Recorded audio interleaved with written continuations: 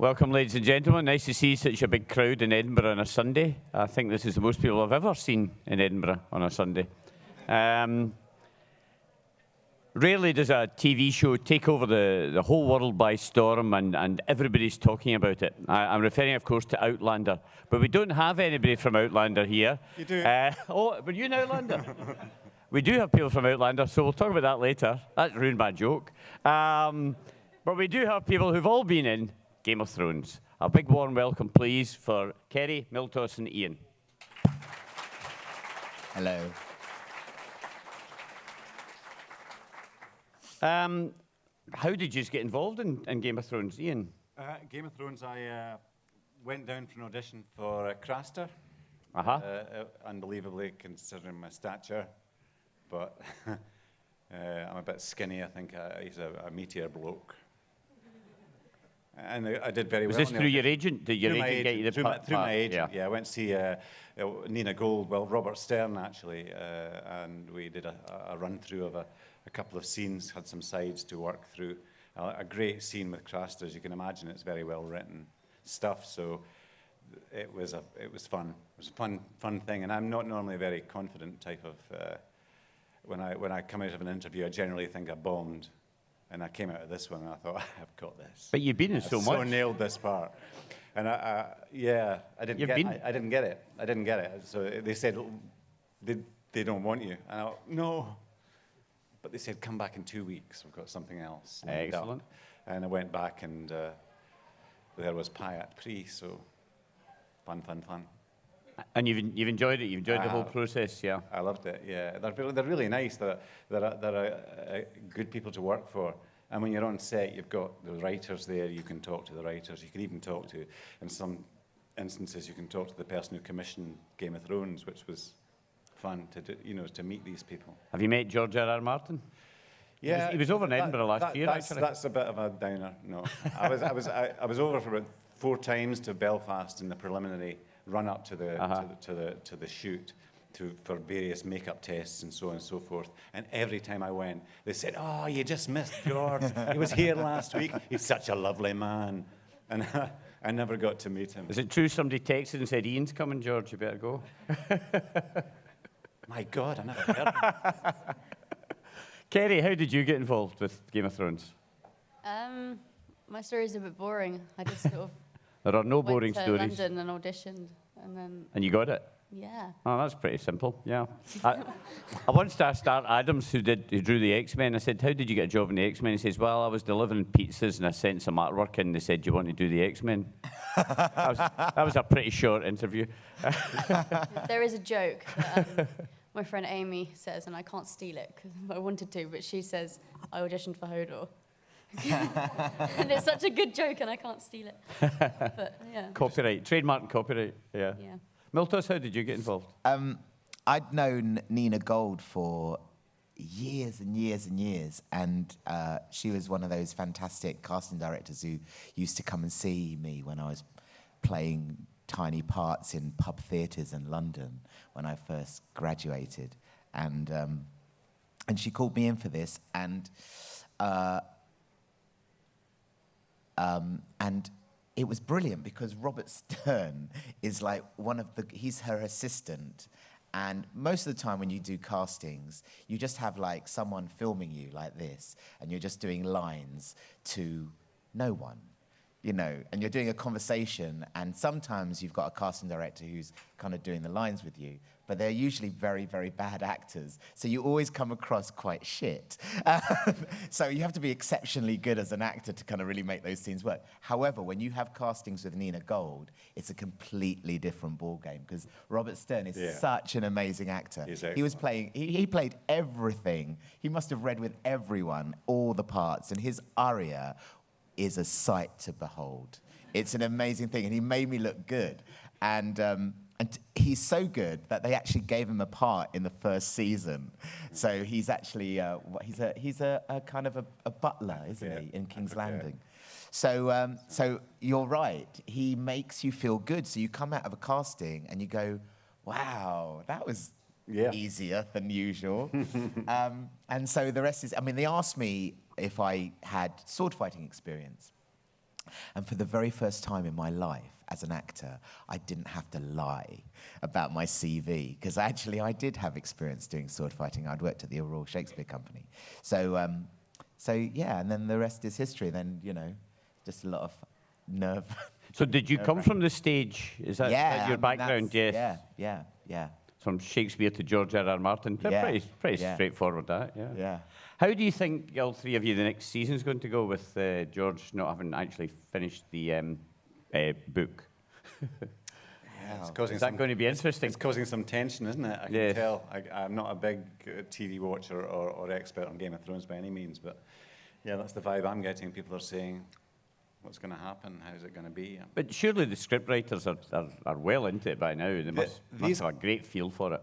The only thing I know is when I was filming it, I was speaking to Dan and David so often, it was clear that it was something they wanted to do before they were in the business. Yeah. Something they wanted to do together, something from the heart. So I can't think of any safer hands for it to be put in.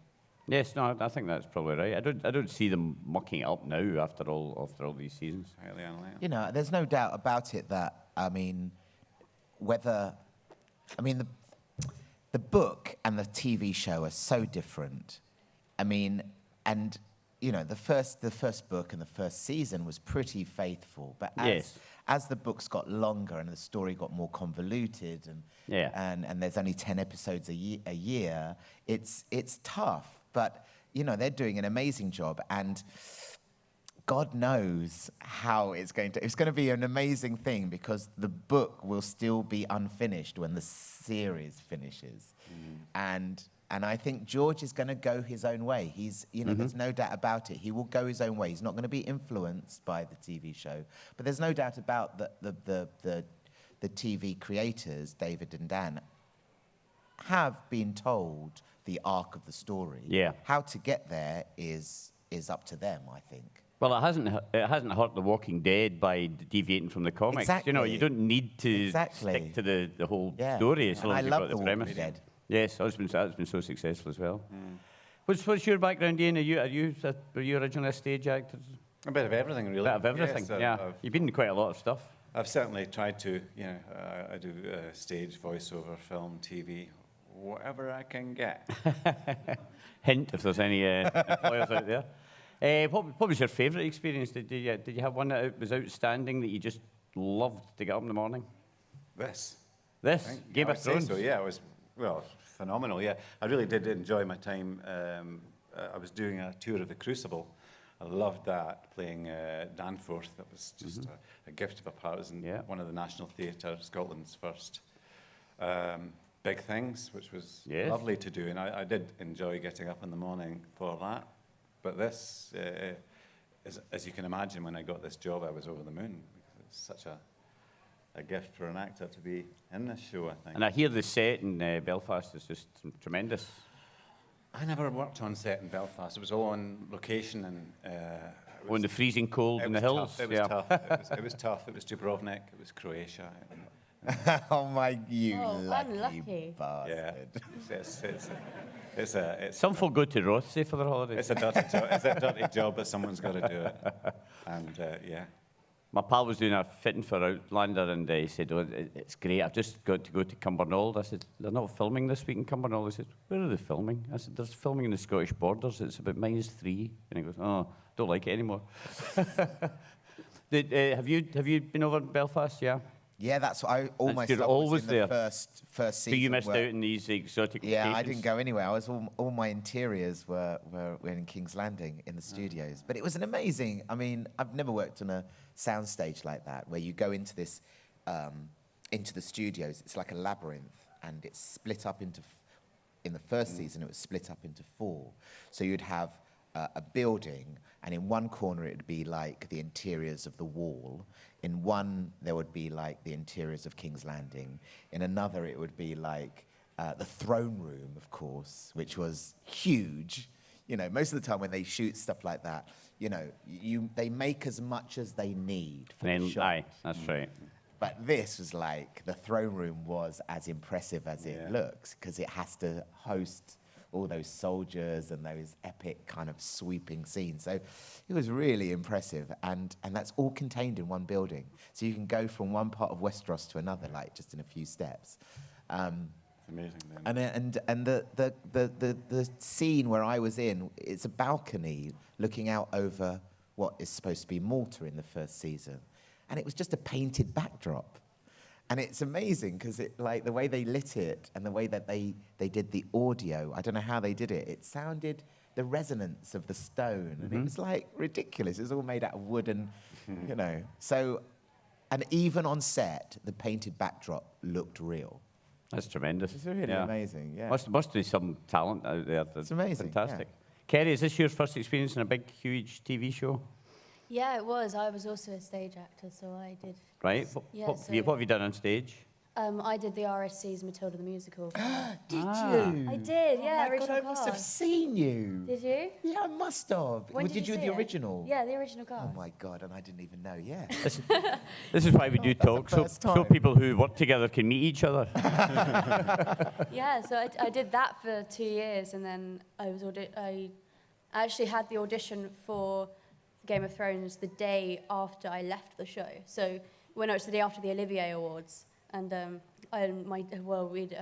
and the other girls had won an Olivier the night before. So we'd been Brilliant. walking around London like 4 o'clock in the morning with like, no Amazing. shoes on after this after party thing at 12 years old, and then I had this audition at 2 o'clock in the morning. Wow. But yeah, it was, So you started rock and rolling at 12? Yeah. Yeah, okay, cool. that gets you used to it, yeah. Don't know if your liver will survive, but yeah, that's good.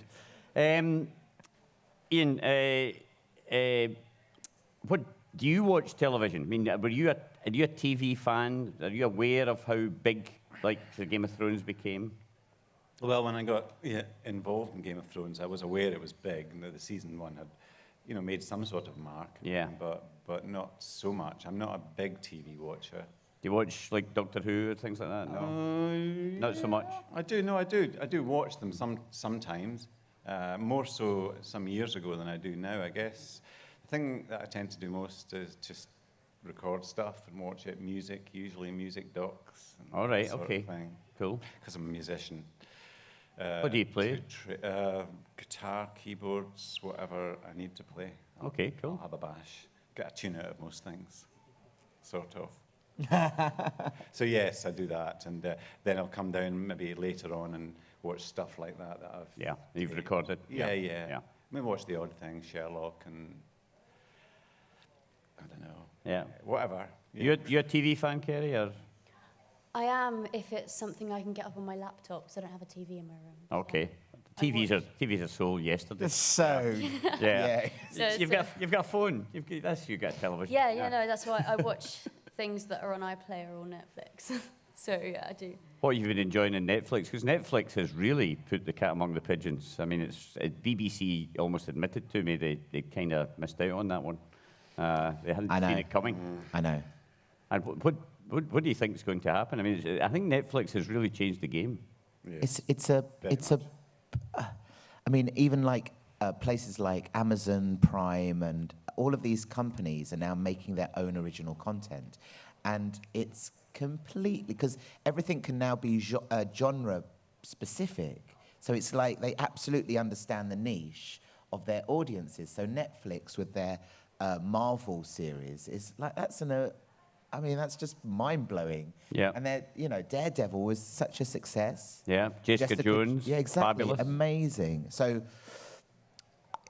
I don't know. It means that it's harder for companies like the BBC to make content because who watches it now? Yeah. And where do they watch it? It's a real problem. Well, we were at a meeting, and apparently the least watched channel in Britain is BBC One. Yeah. So when you get Mrs. Brown's Boys, which is their biggest show, Oh my God. that's the biggest show, by the way. I don't know if you knew that. 55,000 people tried to buy tickets for the live show at Wow. the SECC. And Doctor Who, you're struggling to get Yeah. millions of Yeah. viewers. That Yeah. really, I think it was one show had 400 people watching it. So it's really everything has changed. Yes, so much, so many ways now to consume media that it's become the communal experience that TV used to be when I was like a kid. Obviously, I go back a bit. Did you not say you were 25? Yeah, 25 times. And it was basically that thing of everybody had seen it last night. Did you see that last night? Everyone had watched the same thing together all over the country.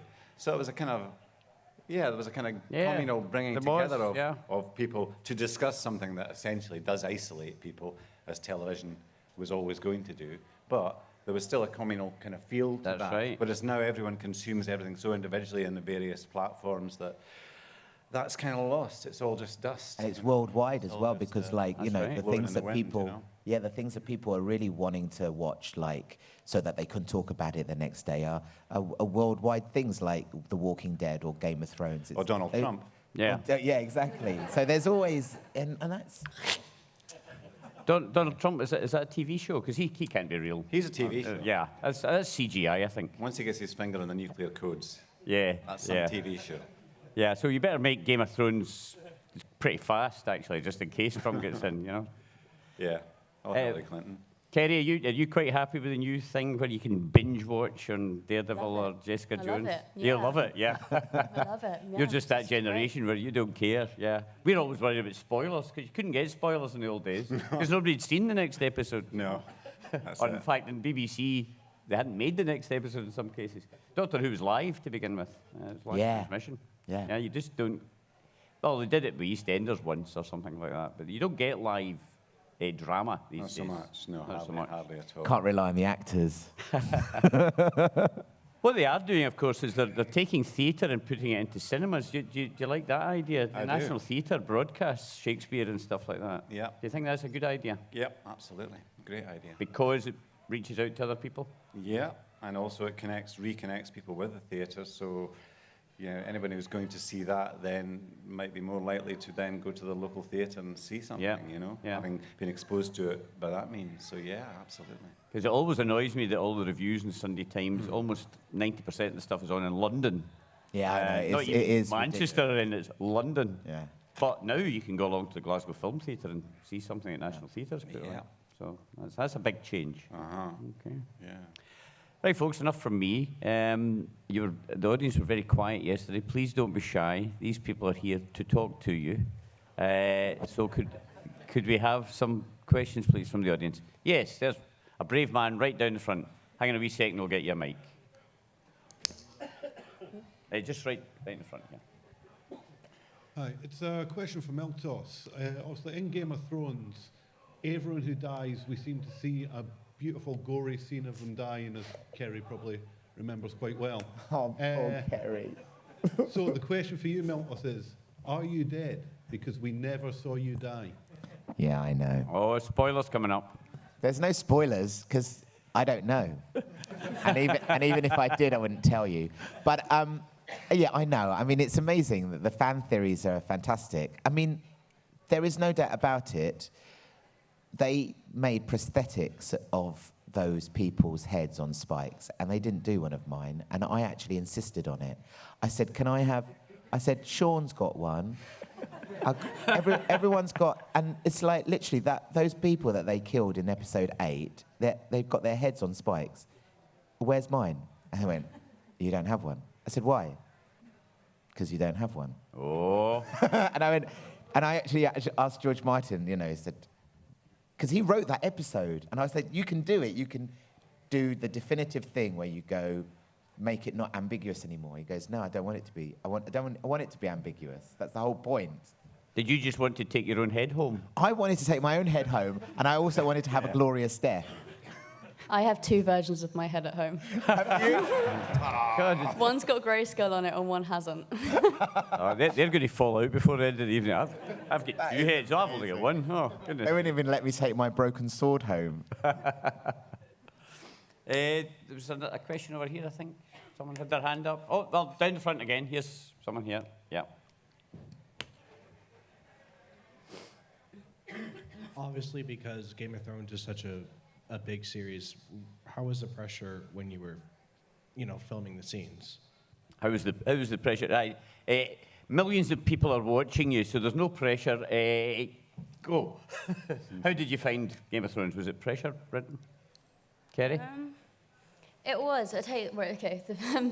My first ever day on set, I was filming the scene, my first ever scene with Stephen, and I had a broken foot at the time of filming. So I had a boot on underneath my costume that was kind of hidden, but it was still there. And I took it off before each take, so that, so I took it off, and then it's the first thing I ever did, the first scene we shot, and I was so nervous. And then as I'm running towards him, my foot gave way. Oh no. And I face planted into Stephen. And I've never been so mortified in my entire life. Did they not just write it in? I keep that in. That's quite good. So natural. That's right. No, so the pressure on that day was very, very high, and it really didn't help. Did you feel the pressure, Malthus? Yeah, I mean, I always feel the pressure. Were you aware of Game of Thrones before you were No, in because the thing? literally, we did the first season. I remember getting the breakdown from my agent that kind of talked about what the characters were. I remember going to the bookshop and looking for Game of Thrones and realizing it's in the fantasy section, it's the #1 bestseller. Yeah. So I understood that, but I had never heard of it before. And you'd never heard of George R.R. Martin? No. Because he's been around for decades. And exactly. Yeah. So, I think it was the slow burner in Britain, but in America and certain other places in the world, Yeah. he was very well known. But so we turned up. You go to the first reading of the very first 3 episodes, and that room full of I was sitting next to Peter Vaughan. It was like, this is unbelievable. I don't know what on earth I'm doing here. And so doing that first day was very early in the shoot for the season. So the only pressure was the pressure of doing a 3.5-minute scene where you're kind of doing most of the talking and pretending to be someone who was born with a sword in their hand, which is pretty much as much pressure as anyone needs. So, and I saw Francis McGee, who played Yoren, coming out as I was going in, and he'd just done a scene, and he's really experienced. I've known him a long time, very experienced actor. And he came out and he was going, "Oh God, I just did my scene." I said, "What was it like?" And he said, "It was awful." So that was the last thing I needed to hear. That was So nice and encouraging, eh? yeah, exactly. So I went in, and up until that point, we'd been told, me and Maisie had been told, it's okay, it's a 3.5-minute scene. You've got to remember the choreography, of course, as well as the lines, and that's quite hard because we'd only had 2 days together. And they said, the stunt coordinator said, "Don't worry, when we shoot it, they're going to shoot it in bits. So we'll do a bit at a time, all right?" So we went, okay, that's going to be easier. So, of course, when we got in there, the director went, "So we're going to do this all in one take." And I was like... We were just God. kidding. I just looked at Maisie, I was like, what are we going to do? So we just kind of improvised it. And of course, we spent about 2.5 days doing that scene. And they had 3 cameras. They had a static camera, a tracking camera, and a steady cam. And then we just had to go through it. And the first few times was terrifying. And it always is. I mean, I don't think, no matter how long you do this as an actor, it's always, because you want it to be good. And we can't, I mean, that's the great thing about working with Maisie, is that she was just so natural. And it's quite, as an actor who's a bit older, you are so self-conscious and you overthink things. And yet, when you work with someone like Maisie, who is just instinctive, it kind of teaches you a lot. It must be quite different working for the stage and working to camera. Did you find it difficult to... The difference between the two? Well, yeah, I mean, you've got more control in terms of, what you deliver on stage is, you are entirely in charge as it happens, so to speak. But I found the Game of Thrones experience filming very, very good indeed, very positive. Even though I had 4 different directors, so started off with the end of my travels through the story, first day of filming, and in that chamber where we had the dragons and Daenerys and so on, and that was kind of that was my first day of the shoot, and they had a problem with the flames. They had some flames. Obviously, we had to have flame, and the place filled up with sooty Oh my smoke God. all the way down like that. There was a kind of cloud base of about 3 feet. Wow. So we had a bit of a halt to the proceedings while they just considered health and safety and so on and Yeah. so forth. Imagine But using real overall, flame. I think that kind of broke down everyone's nerves about the thing. It was just a case of time. Chilled you out a wee bit. Chilled us out as we tried to survive and breathe. And breathe. Yeah. But overall, I think that the shoot has such a nice atmosphere about it. There's such a warmth in the place and such a Very lot supportive. a lot of support. A lot of support. The actors I've met all seem to get on with each other. They all seem to Yeah. be quite pally. I think that's a great. Yeah. Well, I think actors tend to. That's a kind of almost a given if everything else Yeah. is okay. Yeah. And it's, for the most part, it seemed to be Yeah. everything in control and kind of okay, which is amazing considering what they're doing. But yes. Have you I watched it. Ian Game of Thrones? Have you seen it? Before I was cast, I made a point of Made a seeing, point of, yeah. point of seeing a couple of episodes and all to get the flavour of Yeah. the style, as it were. But no, other than my own episodes and that season. Because a lot of actors don't like watching I've themselves. not stayed with it. I for don't watch. Mm-hmm. I've not seen Yeah. since. I don't like watching myself. No, but my agent very quickly made me do that when I first came into the business. Says you've got to watch yourself. How else are you going to learn? And it's good to see when you, especially when you begin, I think, to notice some of the tics and habits that you rely upon. You just didn't notice. And you didn't notice them. And when you watch yourself, that's when you confront them. So yeah. Have you watched it, Kerry? Have you watched Game of Thrones? Have you binged on it? I haven't. No, I haven't. No, I thought you might not have. Do you want to eventually? Do you want to have the box set? I will do. I think take I'm your gonna way wait. through. Yeah, I think I'm going to wait until it's sort of all over and then sit down and Yeah. watch it all. It's the same with the books. A lot of people ask me if I've read them, and I haven't yet. Yeah. So I think I'll wait until they're all over, either watch one or These are probably too close I to dunno. it at the moment. Yeah. Yeah. Need a wee bit of detachment. Miltos, have you seen it? Yeah, I mean, because I was in the first season, it was so easy then to watch Yeah. it afterwards. But I have the same thing. I hate watching myself on TV. Yeah. And I had to watch we did some ADR, which is additional dialogue recording for this one of the scenes I was doing. And I always hate that because you go, oh, I'm going to go and watch myself and also do my lines again. Right. You Do I lip-syncing, remember yeah. the accent even? You know. So, and usually whenever I'm on film, I'm an accent. So it's like really hard doing ADR because it's like months later and you're going, what did I? And then you listen back to it, and go, oh, okay. Yeah. Why on earth did I decide to do that? But I was really pleasantly surprised. The very first time I looked at it and I was like, wow, it actually looks like I know what I'm doing. And it's a really rare thing, you know, because we are so self-critical and we can't help but, I mean, we do it to ourselves anyway, don't we? We're so aware of our tics and our mannerisms, and Yeah. we notice them, and sometimes when you see them blown up on screen, you go, oh my God, that's just ridiculous. Why do I keep doing that with my face? But, you know, it was a pleasant surprise. Yeah. Well, that's good. Pleasant surprises are much better. Another question, please, folks. There's one up at the back. Yeah, just there.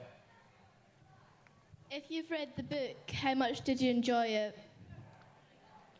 If you read the book, so that narrows it down a wee bit, because not all of you have read the book. Did you enjoy it? I read 3 books, and yes, I did. But after the Red Wedding, I didn't read any more. Not for any reason. I mean, literally, I'm always reading things with work, so I found there's so little time to read books for leisure. I'm always having to read something because of it's research for work. If you do read for leisure, what do you read? I mean, you said you sought that out in the fantasy department. I like Tom Robbins. All right. Do you know Tom Robbins? I know all of them. Jitterbug Perfume Yeah. and even Cowgirls Get the Blues. Yeah. Yeah, it's one of my favourites. Do you read, Kerry? Or are you the visual generation? I'm a visual generation. No, I did read but then only recently I stopped reading. Ian, are you a reader? I read quite a lot of, it sounds a bit weird, but it's not really, books on Buddhism Uh-huh. and Buddhist meditation by various monks. Yes. And also newspapers, obviously. Yes. Yes. Yeah, not so much novels. Although I do audiobooks. I have to read for work. All right. What audio? So I'm reading for two authors, James Oswald and Stuart McBride. All right. So I have to read for work, and those get read. But that's quite a pleasant experience. I Yeah, imagine. yeah. They're fun to read, especially. They're definitely fun to do. But that's about the extent of my reading. Have you ever used an audiobook, Kerry? No, if it's not got pictures, she's not interested. There was a question down this batch, right at the front here. Yeah. Ian, what was it like working with David Tennant? Good. Yeah, good fun. He's as you can imagine, you can see that in him. He's nice. What you see on screen is very much his kind of. When I went to do that filming, I'd forgotten that I'd worked with him up here on a show called Terry McIntyre. I don't know if anyone remembers that. It was a kind of eccentric comedy show about a tanning studio. I don't remember that, no. But when was that? Tanorama, I think it was called. Anyway, yes, Terry McIntyre. It was, must have been back in the early 2000s. Mm-hmm. And when I went down to film, David came up and says, Ian, how you doing? And it was this thing, for God's sake, yeah. He was on, he'd been on that. So we got on, very well from that point of view. And he and Billy together were a joy to work with.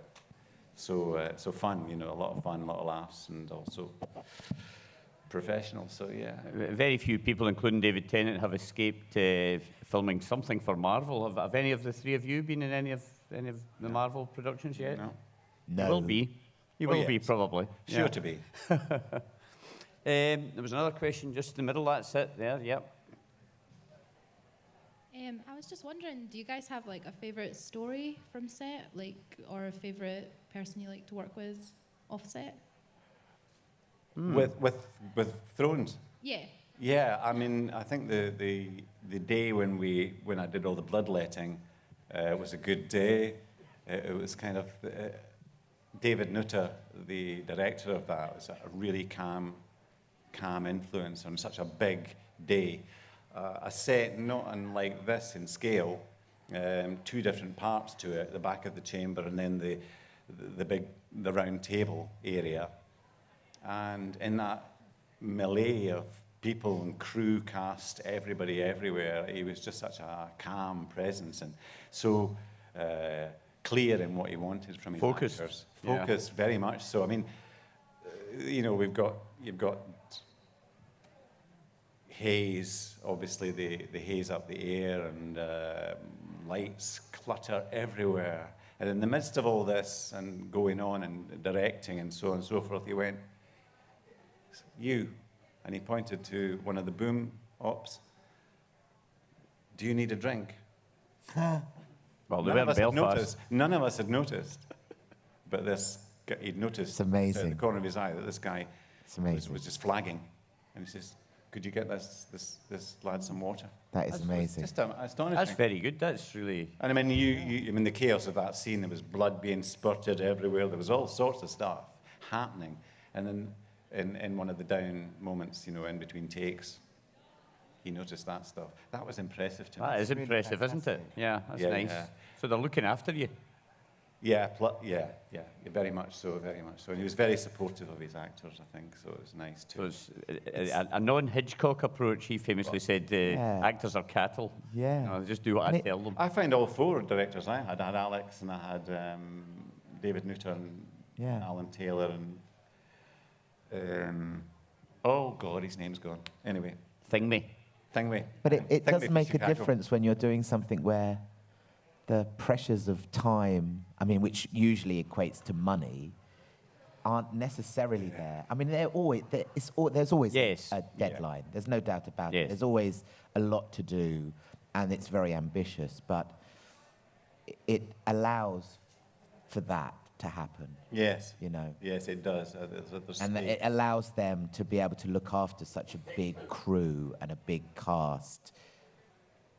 I mean, the experiences, from everything I've really heard from people talking about these things, have been good. Yeah. Yes. Yeah. Have you been well looked after, Kerry? Tell us a terrible Yeah. story. Aye, about how tell you some- haven't. aye, You've had some horrible. hard scenes though to do, haven't you? Yeah, well, luckily for me, I was still considered a child when I was filming Game of Thrones, so, you know, I didn't have to be on set before a certain time, and I had to be off set at a certain time, and I had to have a certain amount of breaks, and I used to laugh at all the adults,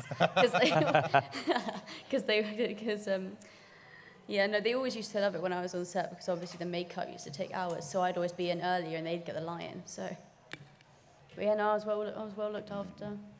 Yeah, I forgot that younger people aren't allowed to work more than a certain number of hours. That's right, isn't it? Yeah. So did they schedule your scenes specifically to allow for that then?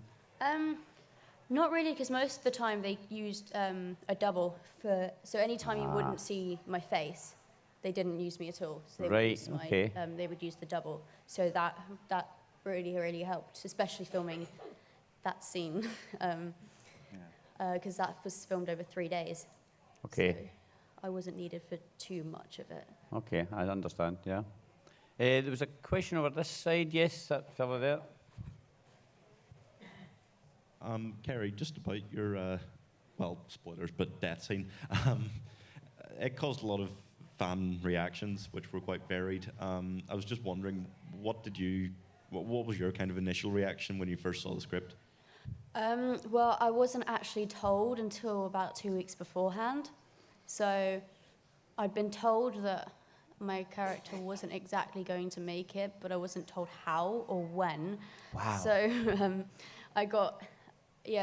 I filmed all of my stuff for season 5 until that bit, until episode 9. Then I got a call explaining how it was going to happen, what was going to go down. And I was more excited, I think, than anything else, because I always said with this show, I either wanted to sit on the throne or have a really awesome death, and I got one of them. So It was an amazing. It was one of my. It wasn't my favorite moment, but it was the most affecting moment. It was like amazing, genuinely like surprised me. It's great. We're running out of time, folks. Is there another couple of quick questions? I saw a hand up and then it disappeared. Don't be too shy. There's somebody way up the back. It better be good. That's right, no pressure. What are your individual favourite fan theories, either about your characters or other characters in Game of Thrones? Ian, do you pay any attention to the fans talking about you or your character? No, I'm very much my favourite character in this. Excellent. That goes with your modesty, Ian. That goes my modesty. Nice. I always wear my nice. modesty on my sleeve. That's it, absolutely. Do you pay attention to the fan stuff, Kerry? Facebook and Twitter and everything? no, not really. The only thing I really get on social media wasn't in the books. Yeah. That's sort of the only thing I Okay. get, but I haven't really seen anything.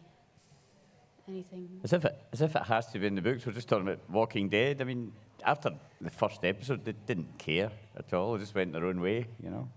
Do you respond to the fan stuff? Well, I mean, it's because I get asked it all the time. It's like I can't avoid it. It was one of the very first things that someone said to me, even before Jack and her guy even turned up in season 2. It was like, oh, you know, and it's, I don't know. I mean, it's the way I look at it is this, that it's testament to how much the fans have taken on the world of the story. You know, that's usually what happens with these kind of epic kind of books, storytelling books.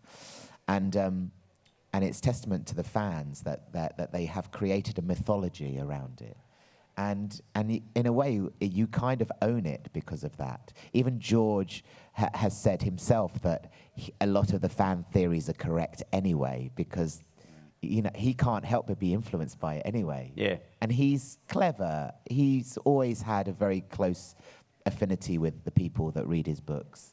And it's one of the things that he finds disappointing is as he's become more famous, he hasn't been able to have the normal kind of interactions that he used to have because, of course, it's impossible. That's right. I mean, back in the 80s, he would turn up at a comic convention and he was just one of the guys. And even when we were shooting the first season, he turned up because he was around on set quite a lot, and he said, he posted on his little webpage, I'm going to have drinks in this pub across the road from where we were staying in the hotel. So anyone who wants to come down, come and join me for some drinks. Which is like, imagine doing that now. And there was about 50 people down there, and a few of the cast turned up after we finished filming. And it was really civilized, and he was hanging out with people and just drinking, talking. I mean, imagine that happening now. He wasn't even able to do that in Edinburgh last year. Wow. He just couldn't do it, and his show was sold out immediately. Yeah. You know. Yeah. So there you are, the price of fame. One more question, folks. We're just nearly out of time here. Going. Right, okay. Well, the only reason we've got to wind up is there's a couple of events coming up. The next one is the 5th anniversary showing of Electric Man, a brilliant independent film made in Edinburgh. I watched it again the other day. Absolutely excellent film. I think the filmmakers are here somewhere. And there's a free DVD going, so you can watch the film and then take it home and watch it again. The cosplay competition is about 4 o'clock, which should be quite spectacular. I'm not sure how many Game of Thrones people there are, but we'll see who wins. If I could just put in a plug for the Lakes Convention, which is later on this year, the Lakes International Comic Convention is absolutely wonderful in the lovely town of Kendal, where you can get to for a day if you want. You don't need to stay down the Lake District, but it is absolutely beautiful. And the atmosphere is just like this. It's very friendly and very open. So a very, very warm Edinburgh welcome, please, for our 3 guests. Thank you. Thank you, everyone. Thank you very much. Thank you.